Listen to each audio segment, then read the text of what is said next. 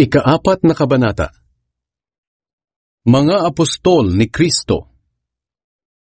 Kaya dapat ituring ninyo kami ni Apolos bilang mga lingkod ni Kristo na pinagkatiwalaan ng Diyos na mangaral ng katotohanang inilihim niya noong una. At ang katiwalay dapat maging tapat. Hindi mahalaga sa akin kung ano ang iniisip ninyo o ng sino man sa akin. Ni hindi ko nga pinapahalagahan ang sarili kong opinyon. Kung sa bagay malinis ang aking konsensya, pero hindi ito nangangahulugan na wala akong kasalanan.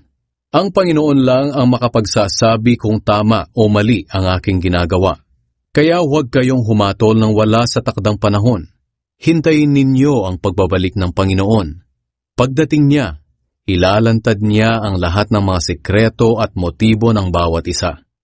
At sa panahong iyon, tatanggapin ng bawat isa ang papuring mula sa Diyos na ayon sa kanyang ginawa. Mga kapatid, ginamit kong halimbawa ang aking sarili at si Apolos upang matutunan ninyo ang ibig sabihin ng kasabihang, huwag ninyong higitan ang sinasabi ng kasulatan. Kaya huwag ninyong ipagmalaki ang isa at sabihing mas mabuti siya kaysa sa iba. Bakit sinasabi ninyong nakakahigit kayo sa iba? Ano ba ang mayroon kayo na hindi nagmula sa Diyos? Kung ang lahat ng nasa inyo ay nagmula sa Diyos, bakit nagmamalaki kayo na parang galing mismo sa inyo ang mga ito? Inaakala ninyo na nasa inyo na ang lahat ng inyong kailangan, na mayayaman na kayo at nagahari na sa kaharian ng Diyos nang wala kami. Sana nga'y nagahari na kayo nang makapaghari naman kaming kasama ninyo. Sa tingin ko, kaming mga apostol ay ginawa ng Diyos na parang pinakahamak sa lahat ng tao. Para kaming mga taong nahatulan ng mamatay, na ipinaparada sa harap ng buong mundo, sa mga tao at pati sa mga anghel. Dahil sa pangangaral namin tungkol kay Kristo, itinuturing kaming mga hangal. Ngunit kayo naman ay nag-aakalang marurunong dahil na kay Kristo kayo. Kami ay mahihina at sa palagay ninyo ay malalakas kayo. Iginagalang kayo ng mga tao habang kami naman ay hinahamak. Maging sa oras na ito, kami ay nagugutom at nauuhaw, hindi makapanamit ng maayos, pinagmamalupitan at walang matuluyan. Nagtatrabaho kami ng husto upang mabuhay. Kung nilalait kami ng mga tao, pinagpapala namin sila.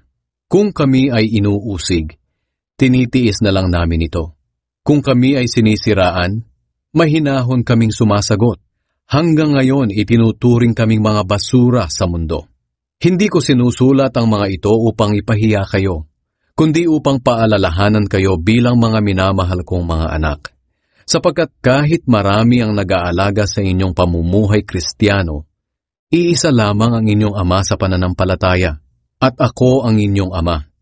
Dahil naging anak ko kayo sa pananampalataya kay Kristo Jesus, sa pamamagitan ng magandang balita na ipinangaral ko sa inyo. Kaya nakikiusap ako na tularan ninyo ako sa aking pamumuhay.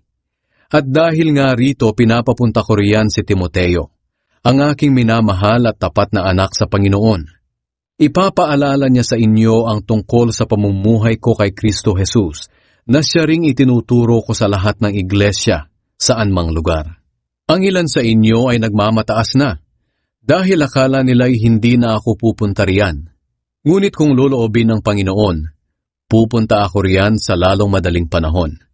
At titingnan ko kung ano ang magagawa ng mga tao riyan na mayayabang magsalita. Sapagkat malalaman natin kung ang isang tao ay pinaghaharian ng Diyos sa pamamagitan ng kanyang mga gawa at hindi sa salita lamang. Ngayon, ano ang gusto ninyo? Darating ako ng galit sa inyo o darating ng mahinahon at may pag-ibig?